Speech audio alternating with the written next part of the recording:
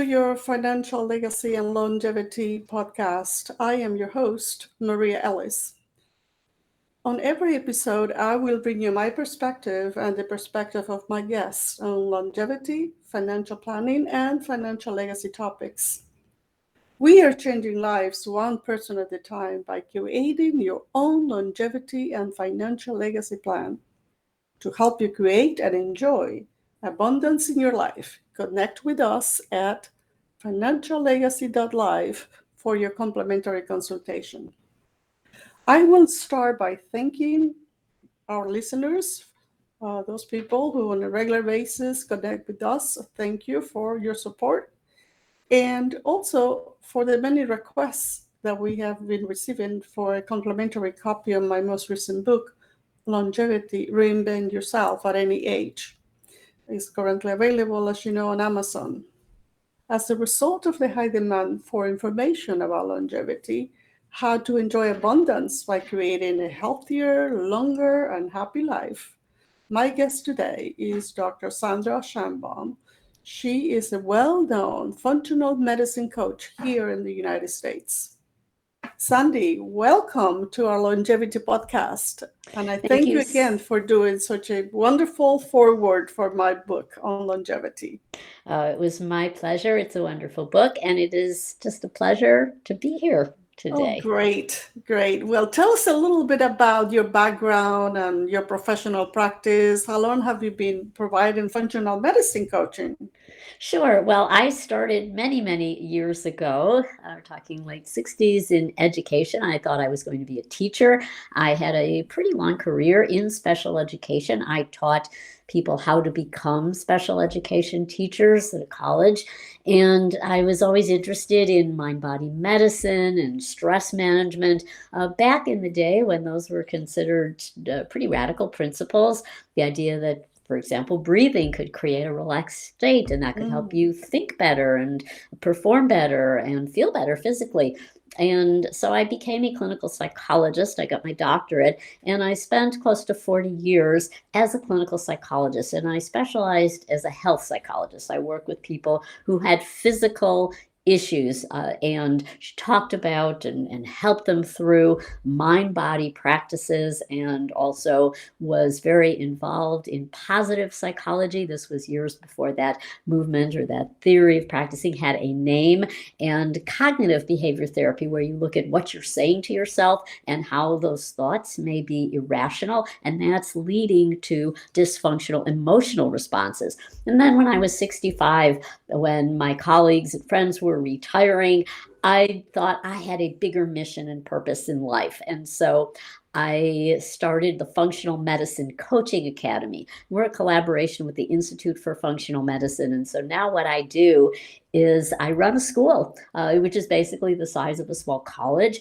And it is a program that trains people to become functional medicine health coaches. And so this is really what I see as a crucial mission. The world needs more health coaches because the medical community, medical professionals can't do it all. And especially in mental health, there's a critical shortage of counselors, of therapists, and there's a lot of new exciting research showing that health coaches can help people. They can supporting their emotional health as well as their physical health. And of course, the functional medicine way of thinking is that they're integrated. We don't separate physical and mental emotional health. Yeah, in that way, it's almost like the practice of yoga, right? That you have both the physical and the mental part of it all together, which then they both need to be addressed. Exactly. They're together. So you that's can't that union, separate. right? Yes. That we're talking about in yoga. Totally. Yeah. So, I find that breathing sometimes, like if I am a little stressed because I'm having a conversation that I'm not agreeable to, or somebody is making a comment that I don't agree with, if I take just a few seconds and just breathe deeply, then I won't respond to that person, my initial thought. I mean, I'll be able to have a minute or so to really think about the answer that I'm going to give. So I think both in business as well as in personal relationships, having that as a, in your back pocket as in terms of a tool, the breathing is very important. So tell me, how is the best way to create and maintain like physical health and well-being as a result of working with a health coach? Give me Sure. some examples of that.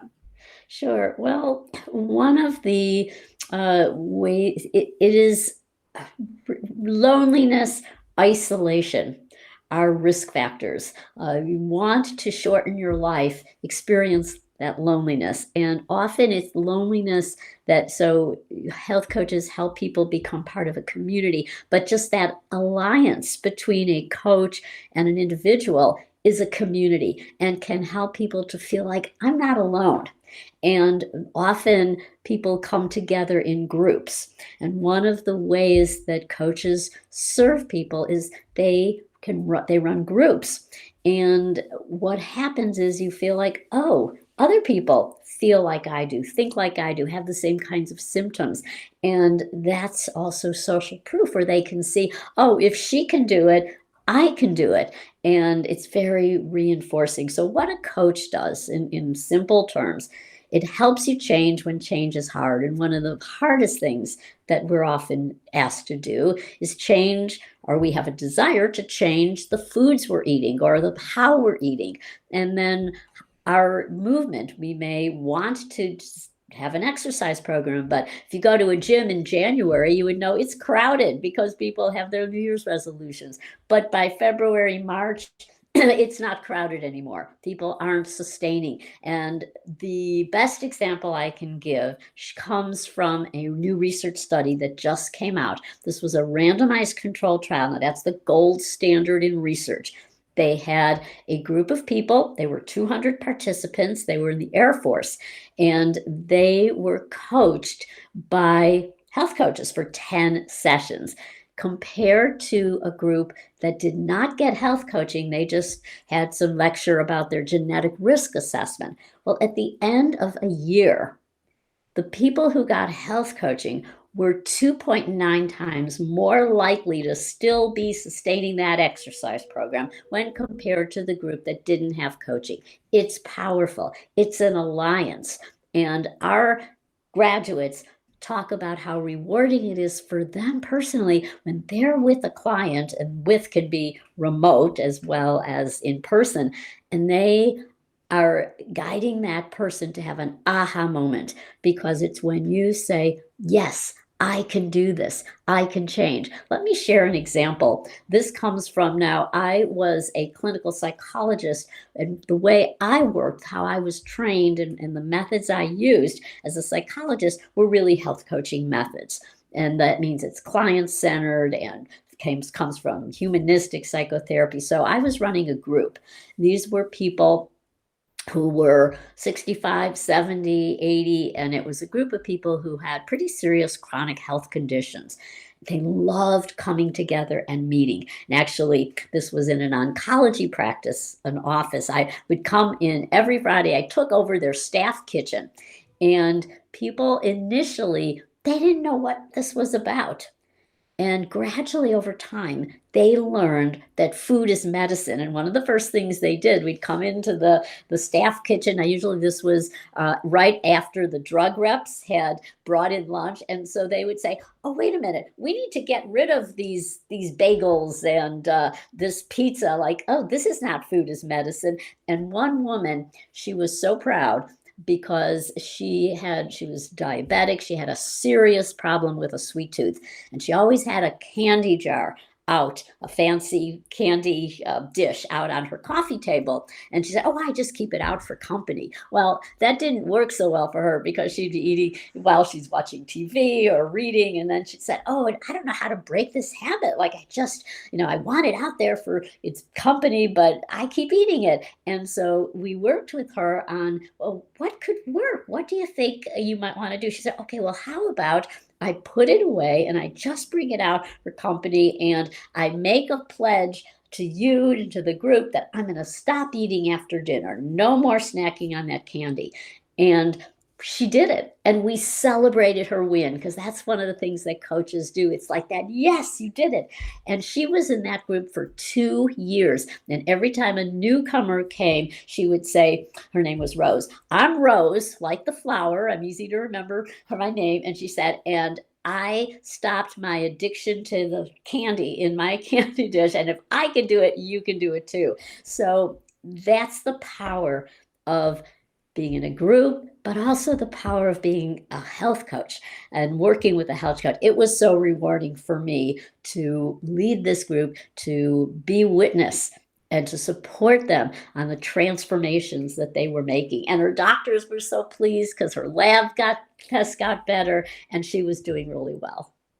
Wow, I can see that you are very passionate about what you do, and that is absolutely wonderful because you cover a number of topics, anywhere from people who are lonely and they need to have that love and care. They need to know that people do care about them and their health, as well as teaching them new habits. And I know habits are, especially if you have a sweet tooth, it's very hard to overcome that. I mean, because it's a change, right? So creating a change, never mind how small it is, it requires some discipline and some coaching and somebody who is in your team who is saying, yeah, Sandy, you're doing great. You're doing great. Keep it up. Keep it up. Yes, So yes. so that is absolutely wonderful. That is very good. So, how come is it that we don't have more coaches? Like when you go to a hospital or you go to see a doctor, you don't really have like a health coach everywhere. There are some offices that they do. Is that because it's not covered by insurance, health insurance? What's going on there? That was in the past. So, yes. So, health coaching is relatively new, but in the past year or so, it has exploded, and there are many more coaches. There's several reasons why. We now have a national board for health and wellness coaching, and they can grant board certification. As a school, my program, Functional Medicine Coaching Academy, is approved. So that means our graduates can sit for the board exam, and being board certified means that the profession is elevated. Health coaches now have what's called a taxonomy number. That means if you're a health provider, you are writing in a medical chart or you're submitting to insurance for a claim, you need that code. It identifies a profession, and health coaching is now a profession that has that taxonomy code. And there's a huge movement underway for reimbursement. We're seeing this a lot, particularly the people that we train to work on care teams, but many have their own businesses. And the number of people seeking out health coaches is growing. The number of medical practices with health coaches is growing. There's also a lot of companies. So, for example, I just talked to someone yesterday. This is a company that specializes in helping people lose weight. And their whole model is based on one-on-one health coaching. Fitbit, other companies have Ginger Health. There are now companies that work with college students where they can it's an app on their phone, and they can create an appointment. And then in a little while, a health coach will be working with them. This is all virtual. So thanks to telehealth, it's one of the good things that came out of the pandemic, the acceptance of telehealth. Coaches can work across state lines. They're not bound by those licenses. And it's an easy entry point for anyone wanting to be a coach, because you get a certificate. You don't have to go for 4 years and get an advanced degree, but it's a very rewarding profession. And so, to answer your question regarding insurance, yes, increasingly, actually, Medicare and the private insurers want to see health coaching because they are wanting health coaches to be the data gatherers and the ones who are monitoring. For example, we're seeing an explosion of wearables, which are things like sleep ring, your Aura ring, continuous glucose monitor. I'm actually wearing both of those, a CGM, which is this thing, and my watch and my Aura ring. And there's all this data coming from these technologies, and the health coach can monitor all that data for medical practices and help people understand also what some of these readings might mean. Wow, that's amazing in terms of where the technology is coming about. I mean, there's so much new research and development in that technology and medicine that is really pretty encouraging for those of us who are interested in expanding our time horizon. Yes. So tell me a little bit about what is the power of combining the principles of functional medicine with positive psychology coaching that you mentioned earlier. Sure. So functional medicine is root cause medicine.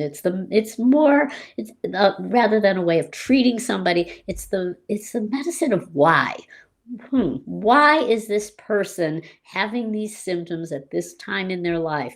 And it's a systems based approach. In other words, rather than seeing your cardiovascular system is here separate from your digestive system and your hormones and your structural integrity, your bones, for example, looks at everything together and says, okay, maybe we'll look at the root cause of the why someone has a rash and why they're depressed and why they have gut issues. Okay, maybe they have inflammation. Maybe it is to do with the microbiome in the gut.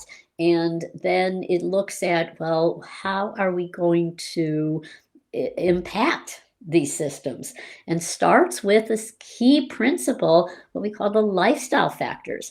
Chief among them is food. Food is medicine, as Dr. Mark Hyman says, who is very involved with FMCA. The most important decision you make every day is what you put on your fork.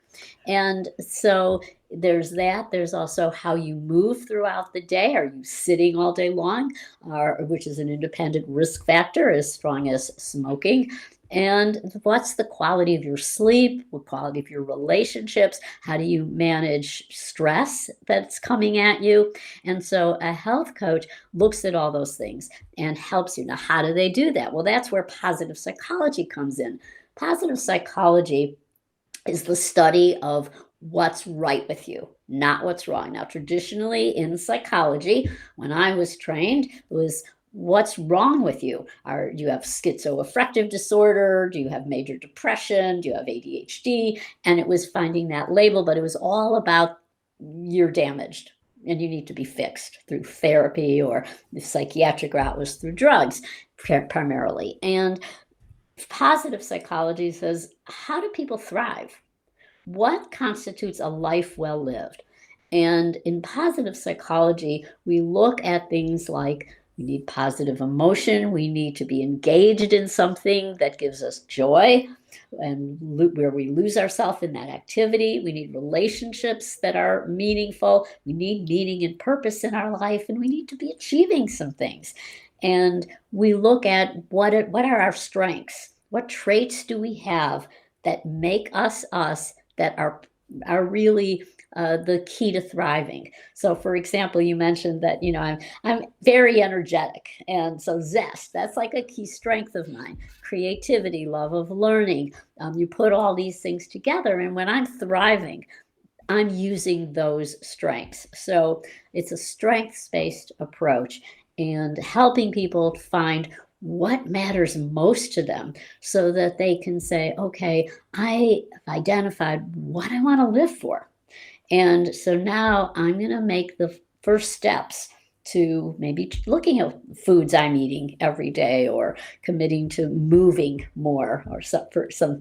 So, and the coach supports them in those areas. Yeah. If you have a purpose in life, I think that helps you to get A lot. organized Yep. mentally in terms of what it is that you need to do to be able to function, Yes. right? And I think that I've really enjoyed talking with you and with other functional doctors, because it just looks at your health in a very completely different way. Like you were saying earlier, is actually looks at what's causing the particular problem and try to deal with that problem at the root of the problem, instead of just the regular doctor. You say, oh, you have high blood pressure. Okay, they just give you a prescription, and so you're drug driven. And I think that, unfortunately, a high percentage of the population, that's usually the way that they go about it. But as they learn about functional medicine, it just opens a brand new horizon. I mean, it's like, I don't know, if I were to compare it, it will be like if you take a scuba diving and then you go scuba diving, you discover the whole ocean and all kinds of new life in there. Yes, So exactly. it's the same way. I mean, it's so, like, I just recently did, for instance, when I go to my regular doctor, I will have 3 tests, and that's it. And then I most recently did a complete test of everything. And, and then you're able to confirm things that you have had in the past. But more importantly, you're able to also find out what's causing it. And in most people's cases, it starts with inflammation, right? Inflammation is a Yes. big culprit of a lot of the diseases, but inflammation is something that is through the internal organs, right? So we don't really see it or feel it as much, except that it accumulates over time, and then all of a sudden you have something. It's almost at that point in time a drug, unless you go to functional medicine that's, Yes. goes to the root of the problem and tries to change the habits, like you were saying, in terms of the food that we eat, that will make that difference. In the most recent test that I just did, it also mentioned, oh, you need to have more B12, vitamin B12, or you need to have something else that they recommend, vitamin B12 and some other vitamin as well, because of all the testing that had taken place. So it's like, I also look at it as almost like a road that, is under construction. So all of a sudden you discover a pothole here, a pothole there, and then you figure out how to solve that. And as we age over time, there are things in our body that don't function quite as well, that we need to take care. It's a maintenance process, right? That is Absolutely. going on. Yeah. Yeah. And there's so much research and new technology that is taking place now as well, in terms of making changes at the cellular level, right? Will you tell us a little bit about that? Sure. In terms of so everything is happening at a cellular level. Every thought you have, everything you do, everything you eat it's either inflammatory or anti-inflammatory, and that goes down to a cellular level. And now we're looking at not just us, but it's the cells of all of the microorganisms that Right. are living within us. And so we're actually eating and thinking for our microbiome.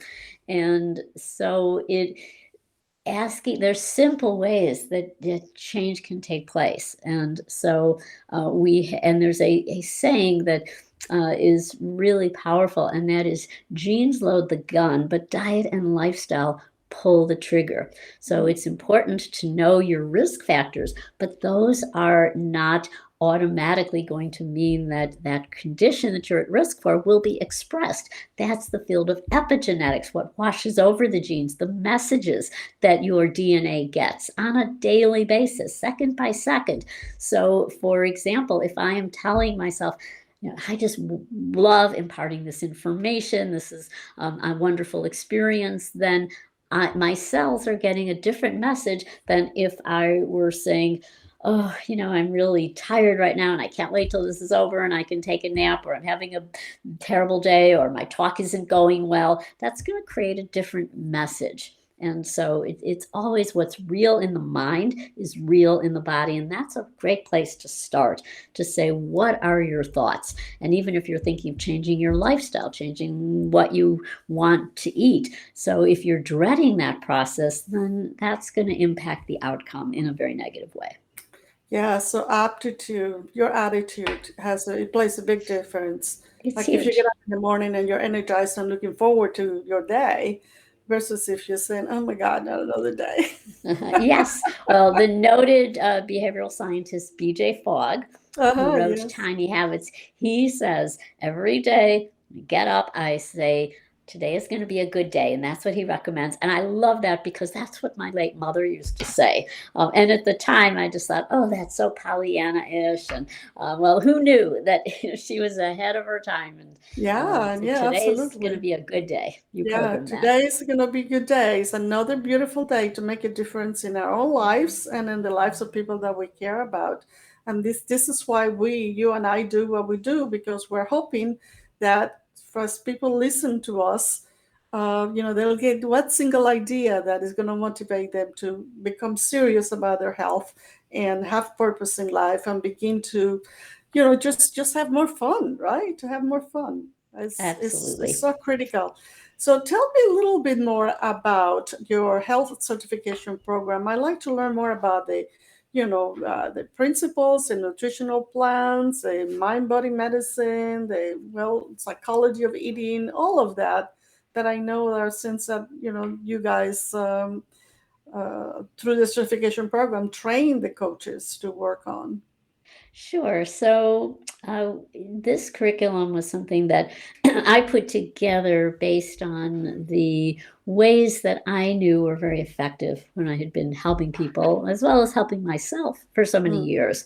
So, the first we've already talked about, that's the functional medicine. That's looking at the medicine of why, systems based. It's personalized. There's not one size fits all. mm, And a branch of that is functional nutrition, which is personalized. We're getting away from that old, like, there's a diet and all my friends are on that diet. And so I'm going to go on it. Well, it might not be right for you. What's a good food for one person might cause a serious adverse reaction in another person. And so functional nutrition is the study of that.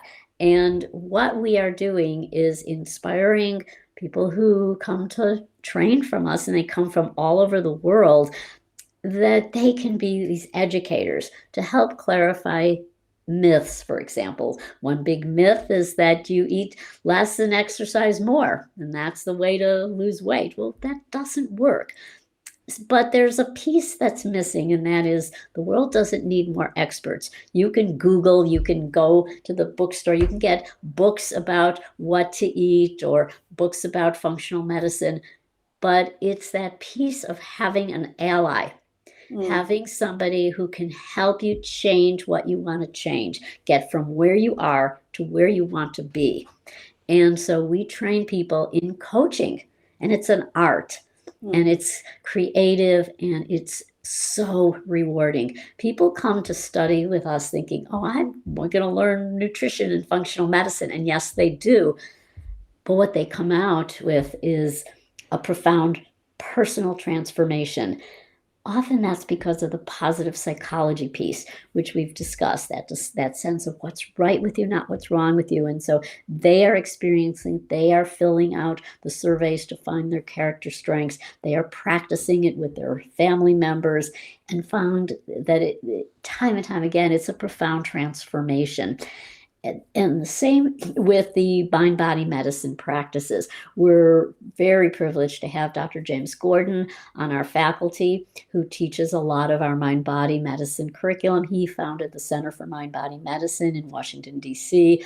And this is really this understanding how transformation can occur when you are looking at changes in mindset, application of techniques like breathing, like muscle relaxation techniques, imagery, meditation. And so we bring that into our curriculum. So it's a 12-month program. It is all online, and people learn in small cohort groups where they can become very close with fellow trainees. We have people from 18 to 88, literally. We have Wow. people who have done this program in assisted living facilities because they want to go out and specialize in longevity and helping their contemporaries fight off dementia, for example. We are in partnership with Dr. Dale Bredesen's group that is focusing on reversing cognitive decline. And that's through diet and lifestyle change primarily, as well as some other features as well. So many of our coaches who are wanting to work with an older population tend to be older. And it's a very rewarding profession. We get many people coming out of retirement who've had long, successful careers, and they want to give back. They want to do something that is very personally rewarding. New mission and purpose to help people lead healthier, happier lives. Yeah, it's very educational for themselves, for their own lifestyle, as well as to make a difference in their community, right? And that Yes, is a yes, program that is absolutely. supported through a lot of research. So that is definitely an area that, especially in the older population, as people move away from their homes and now they are living in different, institutions. Um, I mean, I think everybody should have all these places where older people live. They should have a health coach on staff because it starts at the kitchen, as you were saying, in Yes. terms of what people are eating. And it's all about education. It's all about educating the people, because I think that once people know, what's important for them, how to make a change, what kinds of foods are contributing to inflammation, or what kinds of foods are anti-inflammatory, then they begin to actually make better choices, for Yes. sure, which in turns, makes them feel better because the body and mind are connected. I'm always amazed at how smart our cells are and how they communicate with one another, and how we actually, rejuvenating, right? Even naturally, we get new cells all the time. Yes, absolutely. The body is constantly turning, cells are turning over, regenerating. Yeah, yeah. And so having a lot of all the natural products as well. I mean, there's a lot of research that is going on in there as well. Have you heard about a company called Life Fountain, that is organized by Peter Dementis and Anthony Robbins? Yes, I know both of them. Not quite as familiar with Life Fountain, but I certainly admire the great work that they Yeah, have done. yeah. And yeah, Peter is very interested in longevity. Yeah, I think that Tony wrote a book about life force, and then he talks there a lot about all the research that is taking place in terms of, prolonging life and having more abundance and healthier life. Because if your body is happy, if you take care of yourself, then your mind also. I mean, you're able to think a little more clearly. Christy, she's got to make us look good, as I said earlier. I just actually have one more question, and Sure. that's about, if you have not chosen to be in the functional medicine, what other career would you have chosen? Well, according to positive psychology, study of strengths, appreciation of beauty and excellence is one of my top strengths, and creativity. I would say fashion. I mean, I Mm, love just beautiful clothes, and kind of maybe hate being a personal dress stylist or mm-hmm. dresser, helping people with that. I just, when my daughters were young, like going shopping with them and helping them find the right dress for their special occasion. So that might have been something totally different than what education and getting a doctorate. Just something in a different field like that. I've always been drawn to that. Yeah, So yeah, there's so much beauty in that. My daughter-in-law, she's a fashion designer, and it's just an incredible field. So, anyway, I would like to just say thank you for being oh, with us. This has been, very, very informative, and I'm sure that people are going to be able to follow up with us. So I'll close by thanking all of you guys who have and ladies who have tuned in into our longevity and financial legacy podcast here with me, as well as with Sandy. To learn more about how to work with us, go to financiallegacylive.live. Here, the Longevity and Financial Legacy podcast, we're changing lives one person at a time to help you create and enjoy longevity, happiness, and financial freedom. Connect with us at financiallegacy.live for your complimentary consultation. Thank you.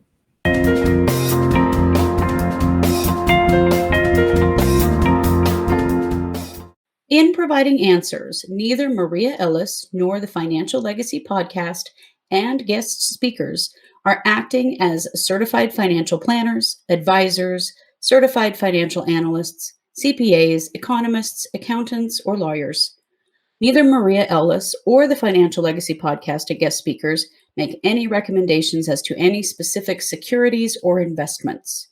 All content is for informational and general purposes only and does not constitute as financial or legal advice. You should consult your own tax, legal, and financial advisors regarding your particular situation. Neither Maria Ellis nor Financial Legacy podcast and guest speakers accept any responsibility for any loss that may arise from accessing or reliance from any information in this podcast. And to the extent permitted by law, we exclude all liabilities for any loss or damages derived directly or indirectly arising from the use of the information.